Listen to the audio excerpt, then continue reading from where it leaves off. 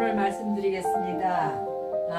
본 논문은 일불승사상을 표방하는 화엄경에서 그럼 왜 결론에 해당하는 입법계품의 보현보살님께서 극락세계 왕생할 건을 발언하셨을까 하는 의문에서 시작되었습니다.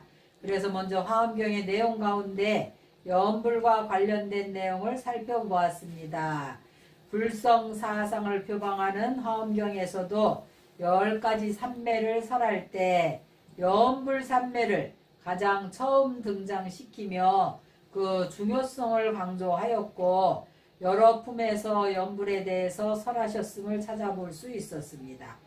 특히 화엄론사인 청량스님은 화엄경소에서 5종 염불에 대해서 설하시며 화엄의 사법계와 염불을 연결시켜서 수행문에 밝힌 것을 살펴볼 수 있었습니다. 다음으로 화엄경과 정토 염불 수행의 사상적 공통점을 살펴보았습니다. 화엄과 정토 두 가지 수행법이 모두 인과가 동시에 이루어지며 인이 곧 과가 되며 과가 곧 인이 되는 인과 교철의 수행법이라는 점을 살펴보았습니다.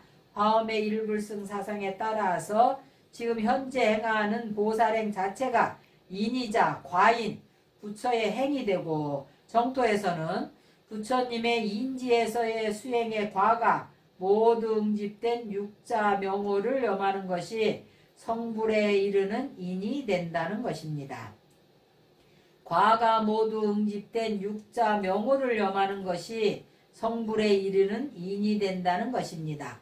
또한 화엄경의 비로자나 부처님과 정토의 아미타 부처님은 단지 법신불과 보신불에 국한되는 것이 아니고 법신, 모신, 화신의 삼신이 원륭한 부처님으로서 드러난다는 점에서 공통점이 있음을 살펴보았습니다.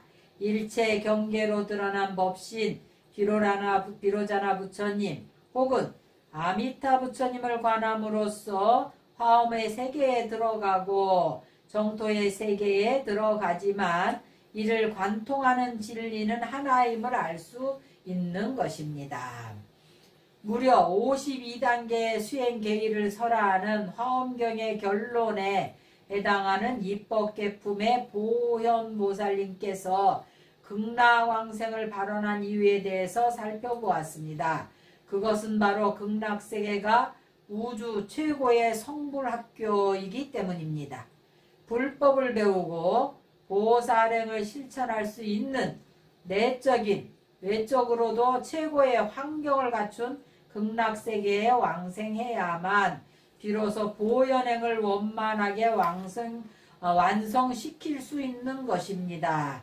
대보살이신 보현보살과 문수보살님께서도 극락왕생을 발언하셨거늘 아직 가야 할 길이 멀고 번뇌와 업장이 두터워서 퇴전하기 쉬운 우리 범부들이 극락왕생을 하지 않고 보살행을 원만하게 닦을 수 있을 리가 만무합니다.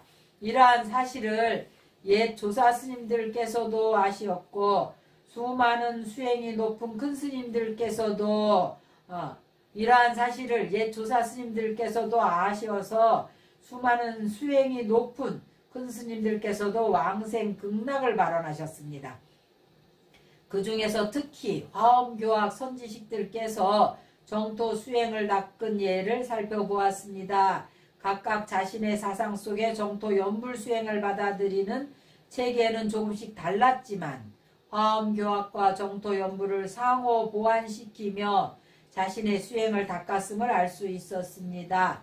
그 중에서도 원효 스님은 마음법의 근원인 일심으로 돌아가서 동체 대비의 마음을 일으켜서 중생을 이익케 하는 방편으로 일심 정토 사상을 널리 펴셨습니다.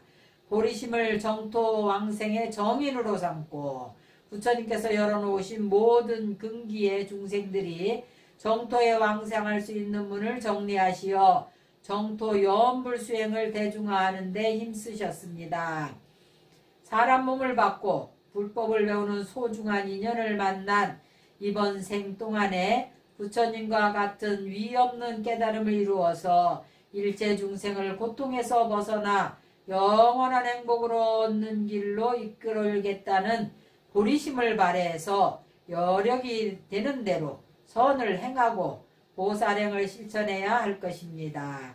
그러한 과정 속에서 끊임없이 번뇌가 일어나고 수많은 경계에 부딪히더라도 본래 성품은 부처님과 똑같다는 것을 거듭 상기하고 연불하는 순간순간 부처님의 공덕이 현존한다는 믿음으로 연불을 한다면 연불행 그대로가 부처의 행이 될 것입니다.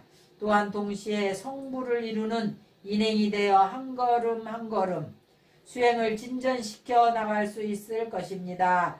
그리하여 목숨을 마칠 때 이르러서는 곧바로 극락세계 왕생하여 부처님을 친견하고 수많은 대보살들과 함께 불법을 배우고 공부하며 불사를 지을 수 있습니다. 세세생생 위없는 깨달음을 추구하며 자신을 향상시키고 중생을 이롭게 하는 보살행을 실천하는 길이 바로 부처님께서 가신 길이고 부처님의 제자인 우리들이 가야 할 길입니다.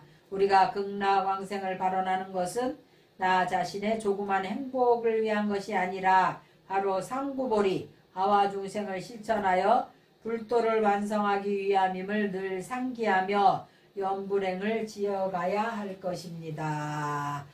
이렇게 해서 우리 여연스님의 화엄경을 통해서는 연불 삼매와 정토사상의 관련성에 대한 논문을 마치기로 하겠습니다.